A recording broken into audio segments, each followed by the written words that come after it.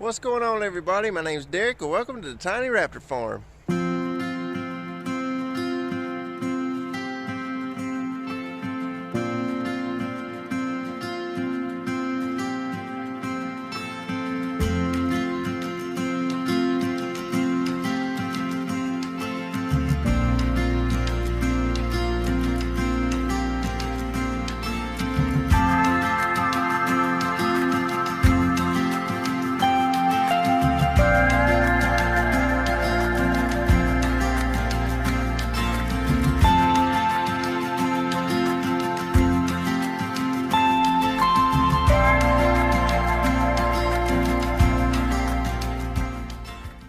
Well, guys, we made some changes over the weekend.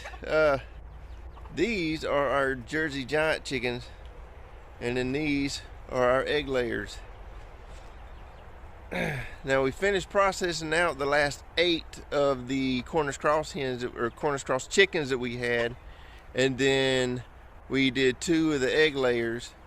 And we're going to eventually get rid of all the egg layers once these start laying eggs. But these are already the size of the egg layers, and they're not even done. They still probably got 8 more months to go before they're full grown, and they're already the same size. So what we did is we switched coops and put the egg layers in the smaller coop and the Jersey Giants over here. So I got to get some stuff ready for them. I got to take the bedding or the roosting boxes out of here, or nesting boxes out of here, and put them in here. Then I got to build these bigger boxes, but I'm not going to do that today. But also, another reason we switched them out, because being around the Cornish cross hens, is because they were stressed out and they weren't laying eggs, and we were lucky if we got 2 a day. But this is how many I got already this morning. There's 9 of them. So it's a pretty good deal. Okay, so the one on the left is a Cornish cross chicken, and the one on the right is regular egg layers. You can see the size difference already. But the one on the left is the kind that they sell in the grocery stores, and the one on the right is just a regular egg layer. But I'm going to cut the breast, and I'm going to show you the size difference of those. Now, this is the size difference of the breast. This is the Cornish cross, and this is the regular egg layers. Let me turn it around and put it up next to my face so you can see. Okay, that's the breast of a regular egg layer. See how thin that is? How tiny that is? That's smaller than my hand. So, and then here is this is the breast of a Cornish cross. Now, the reason they look fatter in the thing is because, see, the little thin edges right there, they fold them under so they can fit them in the package, and they just look bigger, but they're really exactly the same. Once you pull them out of the package and unfold them, that's how they look. But so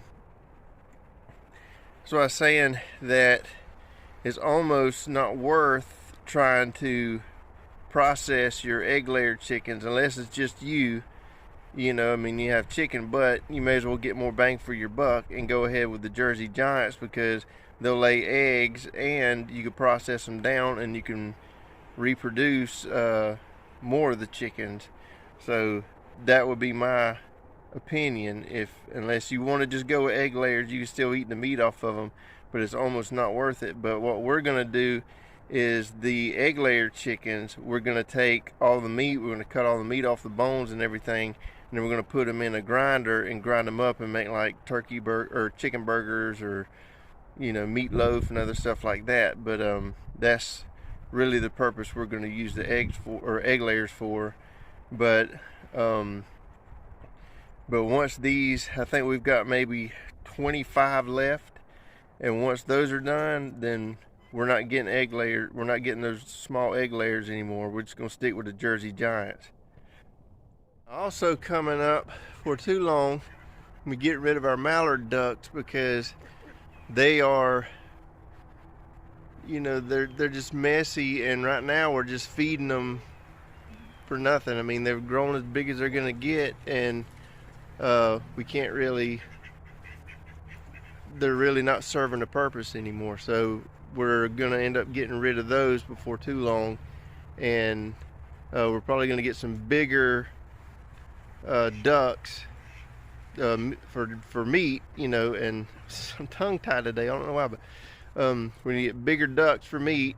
Most likely we are, but for now these are going to have to go. But I'm going to try to, if I can remember my recipe for the duck, I'm going to put it in the description section below.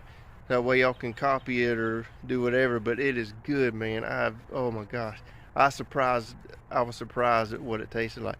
I took a recipe offline, and I only took two ingredients out of it, and then I put my own ingredients in it. But it was good. I mean, to me, in my opinion, it tastes better than a restaurant duck, but you know, that's my opinion. But anyways, on to the next thing. Oh, I just remembered something.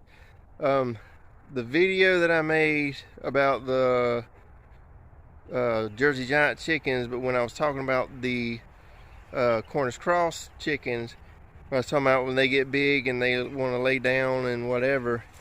That is because the way they are raised. Now, if you get, like I said, the Cornish cross chickens come from, that's the kind you get in the grocery store, but they are kept in cages. They grow up in a cage, and that's all they know is a cage.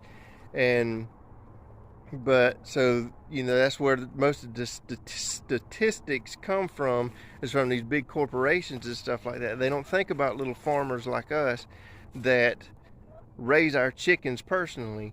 Now, the Cornish cross chickens, ours are completely fine. They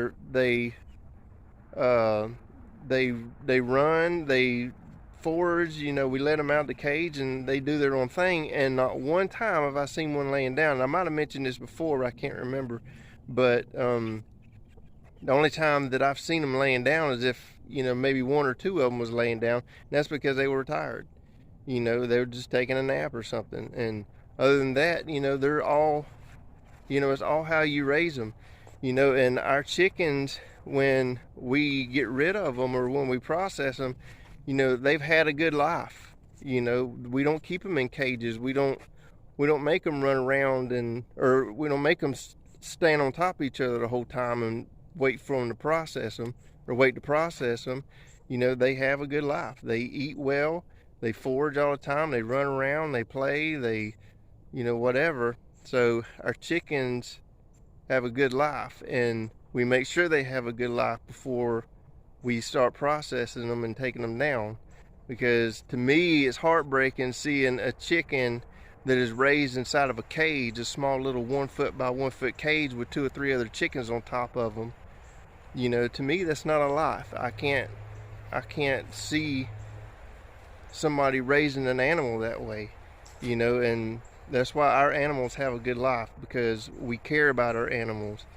You know, we have a heart. We do what we feel is best for the chickens and for our rabbits and stuff. So that's my opinion on that type of stuff. So if any one of y'all or anybody's questioning whether we treat our animals harshly or whatever, you know, the answer is absolutely not. You know, we love our animals, and you know, we treat them as pets. We don't treat them as, you know, poultry or whatever. You know, we treat them as our pets. They're our pets, and you know, 9 out of 10 of them are named already. These are my kids, and you know, the missus and all that. So but anyways, that's our opinion. See, look at him over there. Got him right there. We're there foraging, chilling out, hanging out in the shade, having a good time. We love our animals here at the Tiny Raptor Farm.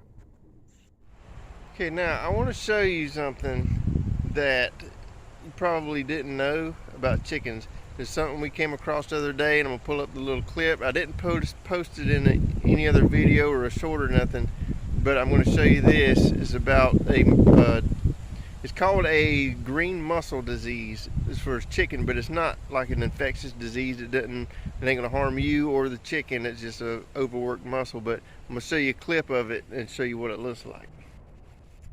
Okay, now I wanted to stop and let you take a look at this. This is called green mussel disease. Green mussel disease.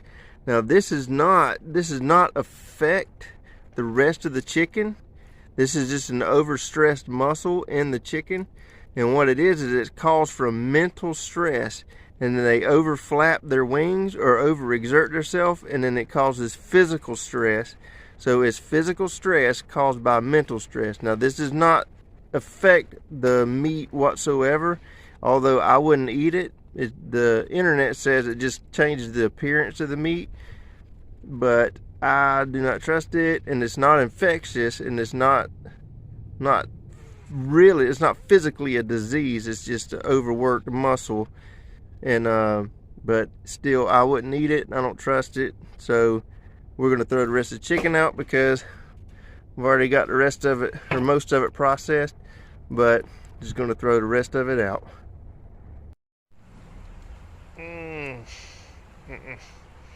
Yeah, I don't trust them things. So yeah, if you processing your chicken and you come across that, you know, use your own discretion. Throw it away if you want to. You know, I do. The first time we processed the chicken, we threw the whole chicken away because we didn't know what it was, and I thought it was like, I don't know what it was, but we threw the whole chicken away. But what the internet says doesn't affect the rest of the chicken, but use your own discretion on that one. Well guys, thank you for tuning in. I'm going to end the video right here. Don't forget to hit the like and subscribe button, and also don't forget that the duck recipe is down in the description section. Don't forget to try it out, and if you do, comment below to tell me how you did or how you liked it, and we will talk to you next time. Love you. See ya.